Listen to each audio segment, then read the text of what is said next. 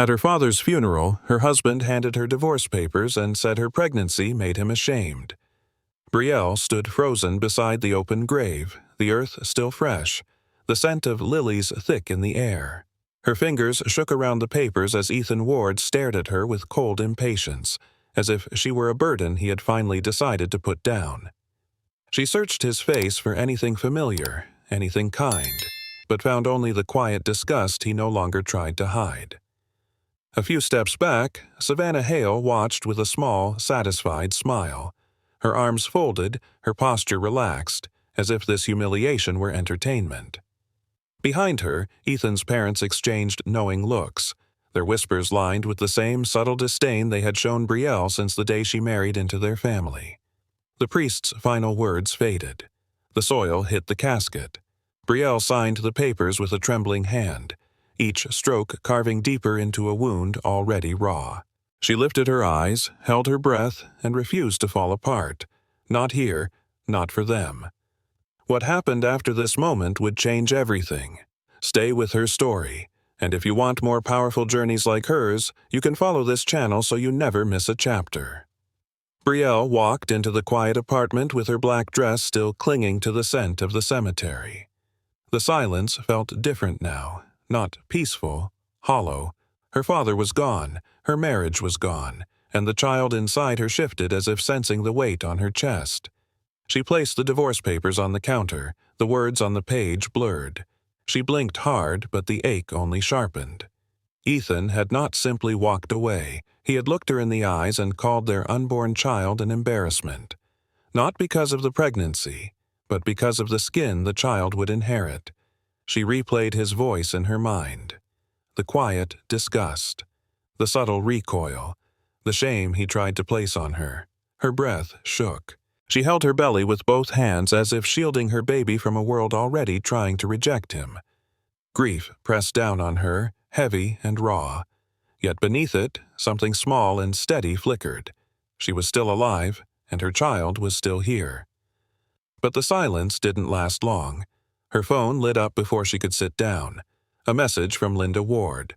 Short, sharp, dressed in politeness but soaked in condescension. "This isn't the future for our family. It's better this way." Another message followed. Richard. Ethan made the right choice. You'll understand in time.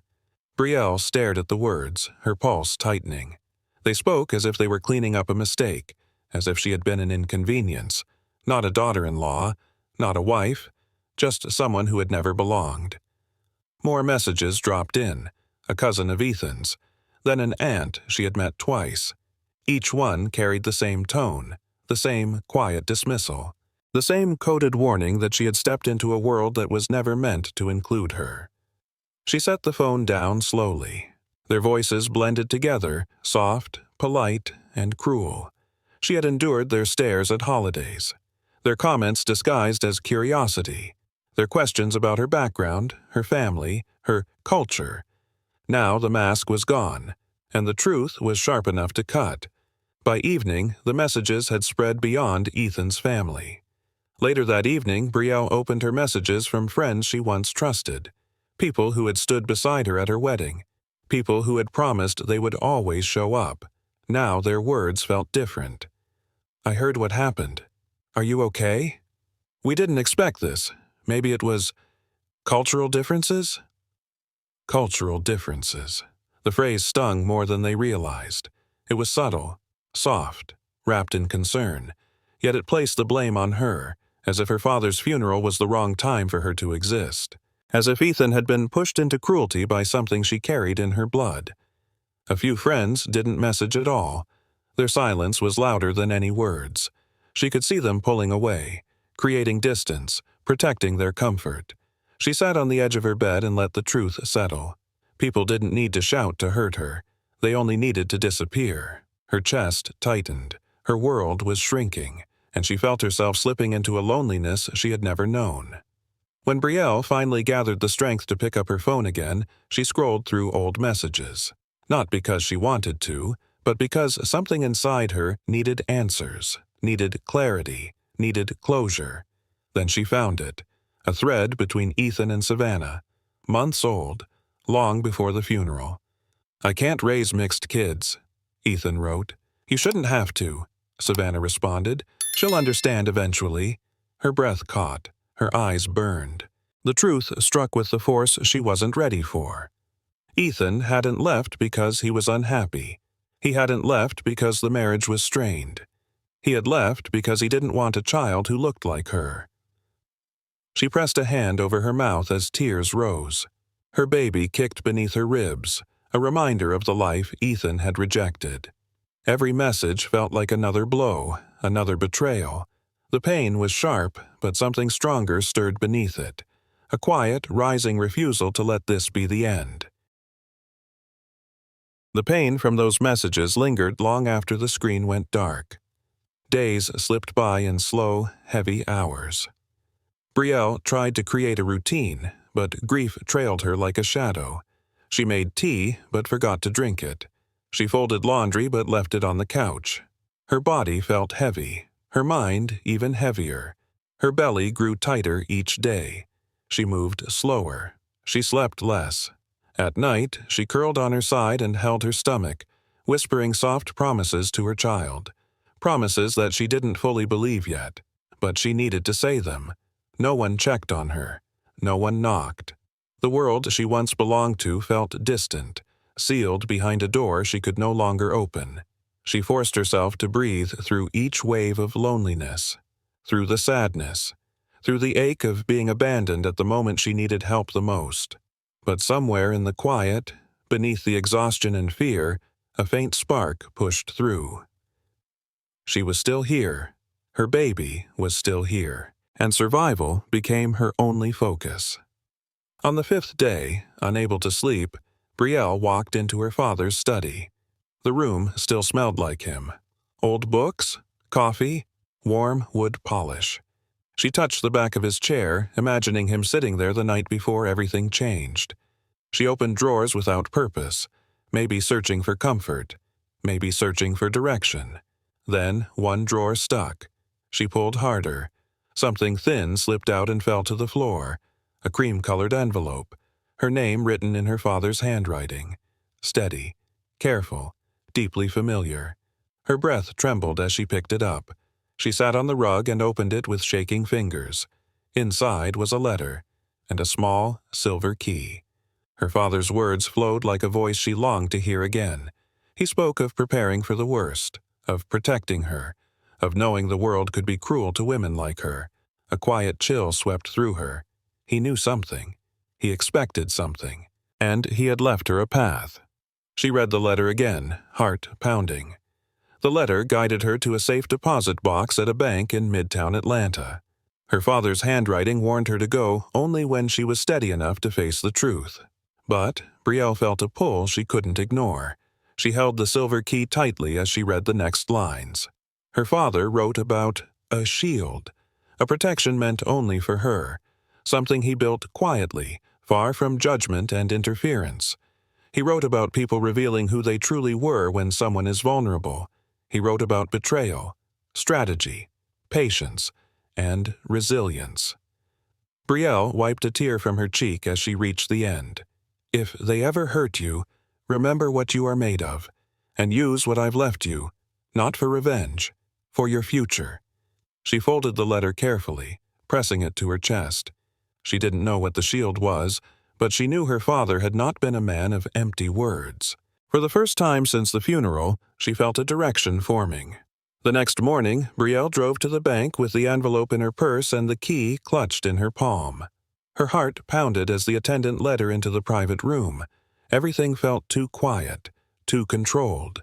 She slid the key into the lock. Her breath caught when the metal clicked. The box was heavier than she expected. Inside were folders, envelopes, legal documents, account statements, and property lists. Her eyes widened. Zeros. Too many to process at once. Investments across states. Ownership stakes in companies she had never heard of. Properties in Atlanta, Chicago, New York. Then she found a summary sheet. The total froze her in place. $1 billion.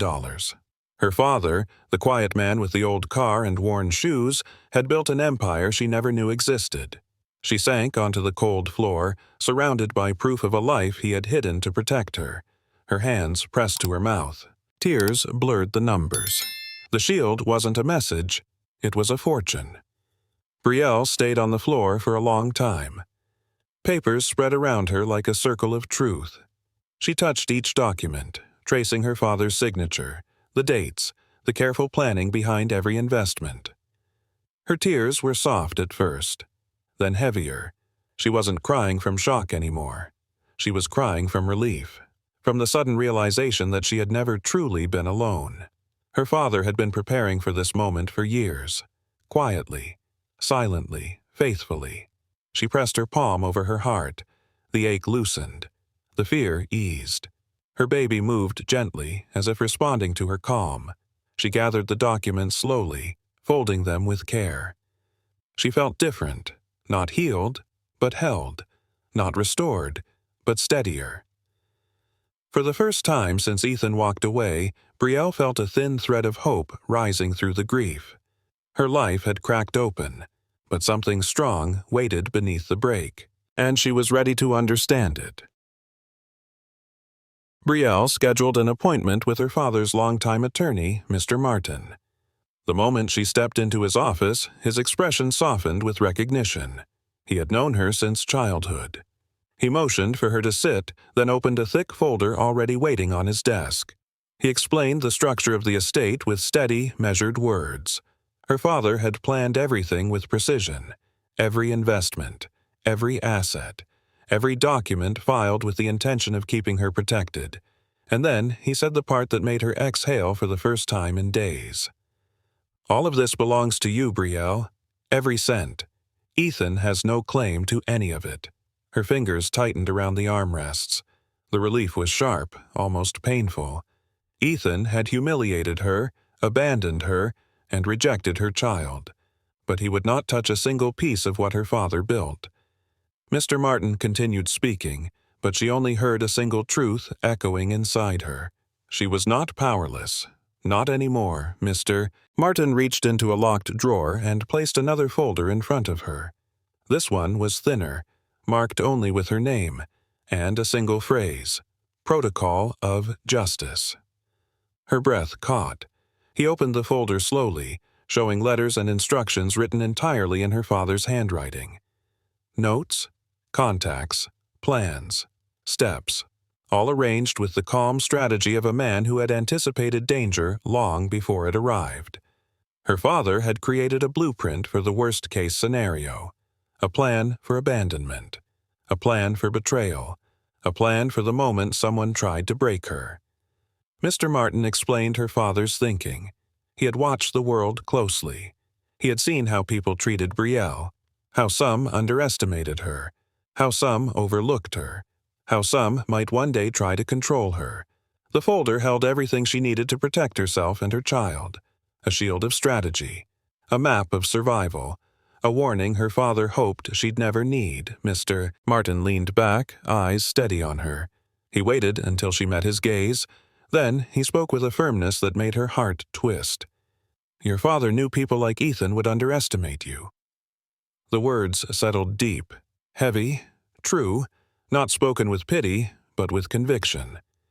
She thought back to the looks Ethan gave her during their last months, the tight smiles, the silent judgment, the distance that grew each day.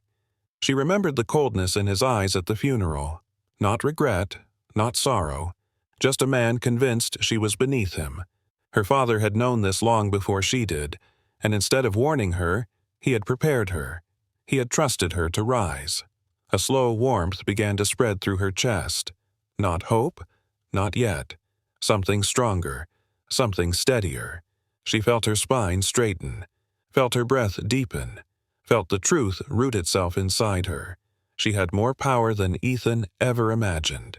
Mr. Martin slid a single sheet across the desk. This, he said, is the monthly income summary. Brielle skimmed the numbers, then froze. $4.2 million. Every month. The properties, the dividends, the equity stakes her father had gathered across cities. He pointed to Atlanta, Chicago, Seattle, New York.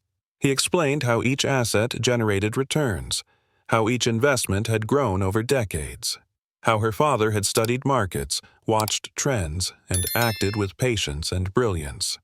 Her mind struggled to catch up. She had worried about diapers last week. She had cried over grocery bills. And now she possessed a fortune that could move entire communities. Shock pulsed through her, but beneath it rose something bright and fierce. Her father hadn't just left her wealth.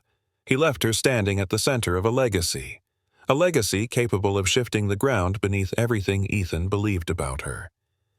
In the days that followed, Brielle built a new routine. She spent her mornings reviewing the documents, her afternoons studying her father's handwritten notes, her evenings organizing files and reading every line he left behind. The work steadied her.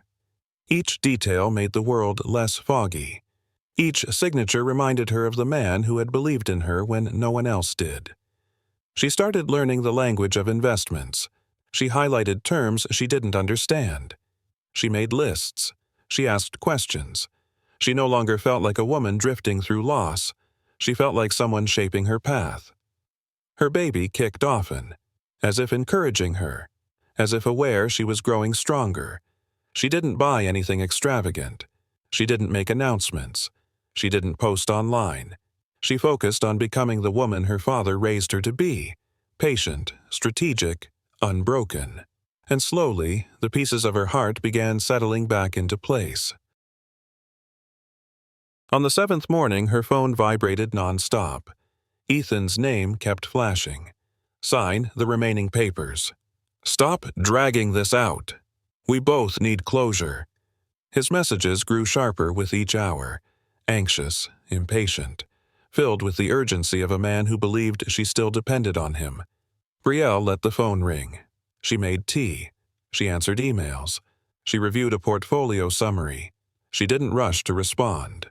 By afternoon, she typed a single reply. You have no idea. She sent it without explanation. She didn't owe him clarity.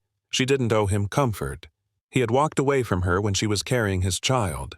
He had shamed her blood, her heritage, her future. Now the balance had shifted, and for the first time he felt it. For the first time, he didn't hold the power. She did.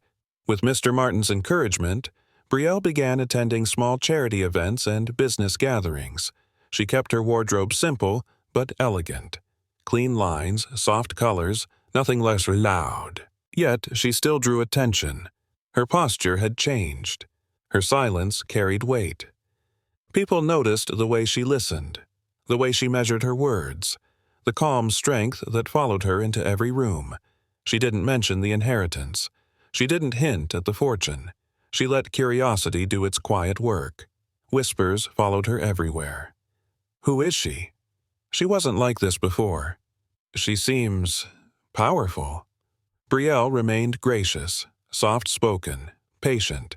She knew these events were not the destination. They were preparation, a warm-up for something larger. Each appearance placed another brick in the foundation she was building. Each handshake widened the distance between who she once was and who she was becoming. She was still healing, still learning, but the world was already beginning to shift around her. Within weeks, the whispers turned into conversations. Conversations turned into rumors. Rumors turned into fascination. People began asking the same question.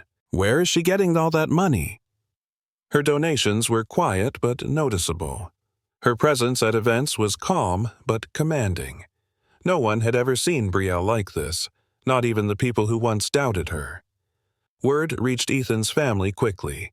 Linda called Ethan in a panic. Richard demanded answers. Savannah scrolled through Brielle's social media, searching for clues. The tension around them grew. Their confidence shook. Their certainty about Brielle's place in the world began to crack. Meanwhile, Brielle moved with steady grace. She didn't gloat. She didn't provoke. She simply lived, and existed, and rose. The higher she climbed, the more unsettled they became, because for the first time they realized she was no longer someone they could define. Savannah tried to keep her composure, but worry clung to her like cold air. People at Ethan's firm began asking why her pregnancy showed no signs. Colleagues whispered behind her back. Some even asked directly. She posted old photos to distract them, strategic angles, loose dresses. But the doubt kept spreading. She texted Ethan constantly. "When is she signing? Why is this taking so long? You told me this would be easy." Her confidence wavered. She feared losing control, losing attention, losing him. What she feared most was the truth catching up to her, because once it did, she would have nothing left to stand on. Her foundation was made of lies, and the cracks were beginning to show.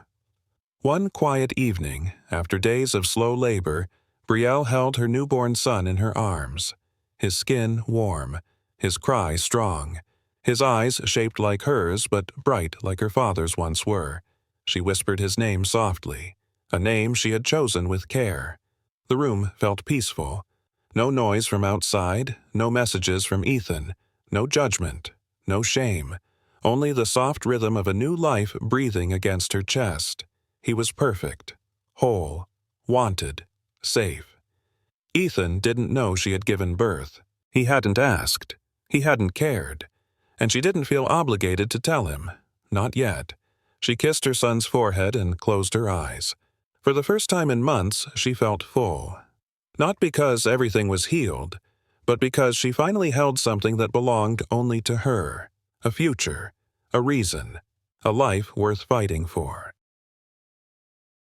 A week after Brielle brought her son home, a small package arrived with no return address. She opened it slowly, sensing something familiar. Inside was another envelope bearing her father's handwriting, softer, more tender, meant for a moment like this. Her hands shook as she unfolded the letter.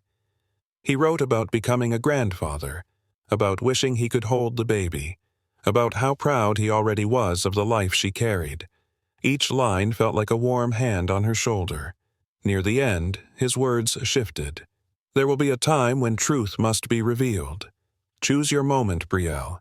Do not rush. Do not fear. You will know when the world needs to see who you are." She closed her eyes. Tears slid down her cheeks. Not the tears of grief this time. Tears of love, of strength, of something she finally felt growing inside her. Her father had left her more than money. He left her timing, and it was almost time. Days later, with her son resting peacefully beside her, Brielle began planning something bigger. Something her father had hoped she would one day create. A foundation in his name. A legacy that matched the quiet power he carried his whole life. She met with Mr. Martin. She outlined her intentions. She studied blueprints and lists of supporters. She built a guest list of 500 people. Leaders, donors, journalists, political figures, and every voice that held weight in Atlanta. And she sent invitations to Ethan, his parents, and Savannah. Not out of spite, out of purpose. The gala would be the official launch of the Carter Foundation, dedicated to supporting women and children facing harmful environments. It would honor her father. It would protect others like her. But it would also reveal truths that had lived in shadows for too long. As the RSVPs rolled in, she felt a steady calm settle over her. Her moment was coming into focus. The night of the gala shimmered with soft gold light.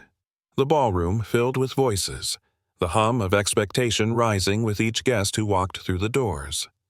Conversations paused when Brielle entered. She wore a simple navy gown, nothing extravagant.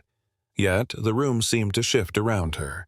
Confidence radiated from her in quiet waves, the kind that didn't need attention to be seen. She moved with ease, her posture steady, her expression serene. Across the room, Ethan froze. He had expected the same broken woman from the funeral. Instead, he saw someone transformed, brighter, stronger, untouchable. Savannah's smile faltered. Ethan's parents stiffened. Even those who didn't know Brielle well felt an instinctive pull toward her. She greeted people kindly, thanked donors, spoke softly but with purpose. Every step she took placed her at the center of the room's gravity. For the first time, Ethan realized he had walked away from someone he never truly understood, And now he no longer had a place beside her. As the evening unfolded, Ethan grew restless. Every polite conversation felt forced. Every polite smile strained. He noticed the way people gravitated toward Brielle, the way they treated her as if she belonged among them. He watched Savannah tug at her dress repeatedly, shifting fabric over her flat stomach. She avoided cameras, avoided bright lights, avoided eyes that lingered too long. Someone whispered near the bar. "Didn't she say she was expecting?" Savannah turned away, pretending not to hear. Ethan wiped a hand across his jaw, uneasy. Something was wrong. He sensed it in the air, in the glances, in the way Brielle hadn't looked at him once. He thought she would crumble without him. Instead, she had risen, and the ground beneath him felt unsteady for the first time. He reached for Savannah's arm, but she pulled away. Their perfect story was cracking, and the truth was waiting behind the next moment. When the murmurs reached a peak, the lights dimmed. A single spotlight illuminated the stage. Brielle stepped forward with gentle steps, her hands resting lightly on the podium. "I want to begin with the truth," she said. Her voice was calm, clear, stronger than anyone remembered. "1 year ago, I buried my father, and at that same moment, my husband handed me divorce papers." The room stilled. Forks paused mid-air, eyes widened. She did not break. She did not shake. She simply spoke. "I was 7 months pregnant. I was grieving, and I was told my child was something to be ashamed of." A wave of discomfort swept across the ballroom. People leaned in. Some held their breath. She continued with honesty, not bitterness. "I thought that moment would destroy me, but my father taught me patience. He taught me to let the world reveal itself." Her voice softened. "Tonight, I'm not here to expose pain. I'm here to show what strength can look like when a heart refuses to stay broken." Silence held the room. The storm was just beginning. The screen behind Brielle flickered to life. A text message appeared in large, unmistakable letters. "Ethan, I don't want mixed kids." Gasps rippled through the crowd. Ethan went pale. Savannah froze. Another message appeared, one from Savannah to a friend. "I faked the pregnancy. He has no idea." The room erupted in shock. A few people covered their mouths. Others whispered in disbelief. Brielle didn't raise her voice. She didn't need to. These were the words spoken about my child, about the life I was carrying alone. Words that came not from strangers, but from those who vowed to protect me. Her calmness made the truth hit harder. Savannah backed toward the exit, her face drained of color. Ethan tried to stand, but the weight of eyes around him pinned him down. This was no revenge, it was revelation, and the truth had finally stepped into the light. Brielle clicked to the next slide. Emails appeared across the screen, lines written by Ethan's parents. "She's not our kind of people. He deserves someone with the right background." The ballroom froze. Whispering turned sharp. Someone muttered, "Unbelievable." Linda Ward covered her mouth. Richard stared at the floor. People who once welcomed the Wards as donors now looked at them with visible disgust. Brielle stood still, her voice gentle. "I was never an embarrassment. I was simply not who they had imagined standing beside their son." It wasn't anger, it was truth, and truth was heavier than fury. The room shifted its allegiance instantly, from them to her, because she had been wronged with intention, because she had kept her dignity, because she had risen without stepping on anyone. This was the moment her father meant. The moment where silence spoke louder than any scream. The screen faded into a final set of documents: her father's will, the structure of the Carter Foundation, the list of assets, and the billion-dollar legacy he built. "My father left me everything," Brielle said softly, "not because of money, but because he trusted my heart, and he believed I would use it for something larger than myself." She spoke about the shelters the foundation would support, the scholarships, the programs for single mothers, the resources for women trapped in unsafe homes. "This is not about what was taken from me. This is about what I can build from the pieces." The audience rose to their feet. Not out of pity, out of respect. Ethan watched in silence, his world collapsing in real time. He had left her at her lowest, and now she stood higher than he could ever reach. Brielle didn't look at him. She looked ahead, exactly where her father taught her to look. After the event, when most guests had left, Ethan found the courage to approach her. His voice cracked. "Brielle, please, I want to see my son." She held her child close, her expression steady, calm, clear. "You walked away from him before he took his first breath," she said. "You rejected him for the skin he would wear. You rejected me for the blood I carry." He shook his head, desperate. "I made mistakes. I didn't understand." She stopped him gently. "Only truth has rights, Ethan." And tonight, the truth spoke. Tears trembled in his eyes, but grief didn't erase what he had done.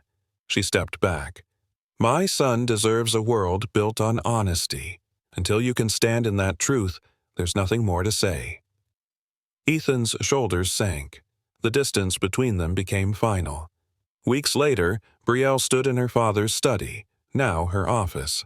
Sunlight poured across the room, warming the space that once held his quiet brilliance. The Carter Foundation was already supporting shelters, schools, and programs across the state. She held her son in her arms. His small hand rested against her collarbone, warm and trusting. "You'll grow up knowing your worth," she whispered, "and you'll never doubt who you are." She looked around the room and felt her father's presence in every corner. His patience, his wisdom, his strength. Her story was no longer a story of betrayal. It was a story of resilience, a story of rising, a story of becoming the woman her father always knew she could be. If this journey touched your heart, share it with someone who needs hope, and stay with us for more stories of courage, healing, and strength.